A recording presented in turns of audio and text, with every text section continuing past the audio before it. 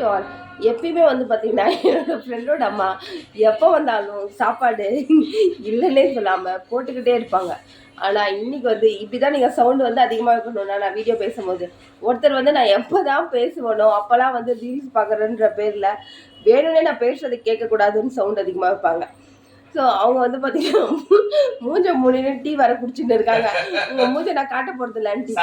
இன்னைக்கு வந்து சாப்பாடு வேணும் போய் வாங்கிட்டு வான்னு சொல்லும் போது ஒரு இடத்துல நான் கேஸ் இல்லைன்றாங்க, இன்னொரு இடத்துல நான் கடையே சாத்தியிருக்கு. சரி இன்னொரு கடையில் வாங்கலாம்னா இல்லை இந்திக்காரன் அவன் நல்லா செய்ய மாட்டான் அப்படின்னு அவங்க கமெண்ட் அடிக்கிறாங்க. கடைசியில் பட்டியாக கடந்து அப்புறம் வேறு வழி இல்லாமல் அவங்களே சமைச்சு ஏதோ ரசம்ன்ற பேரில் ஒன்றை வச்சு அவங்களும் சாப்பிட்டு எங்களுக்கும் கொடுத்தாங்க. ஸோ இதுலேருந்து நம்ம என்ன தெரிஞ்சுக்கணுன்னா, என்னைக்கு வந்து நமக்கு ஒரு விஷயம் தேவைப்படுதோ அது நமக்கு கிடைக்கல அப்படின்ற பட்சத்தில் நம்மளே செஞ்சிடணும். அதுதான் இன்னைக்கு நான் அந்த ஆண்டிகிட்டேருந்து கற்றுக்கிட்டேன். வரீங்களா ஆண்டி? வரமாட்டேன்னு சொல்லிட்டு அங்கே உட்காந்துட்டு இருக்காங்க.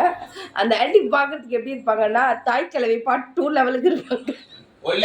மறுபடியும் நம்ம வேறொரு வீடியோவில் சந்திப்போம். அவங்க கொஞ்சம் ஒல்லியாக இருப்பாங்க. கரெக்டு தான். டாட்டா.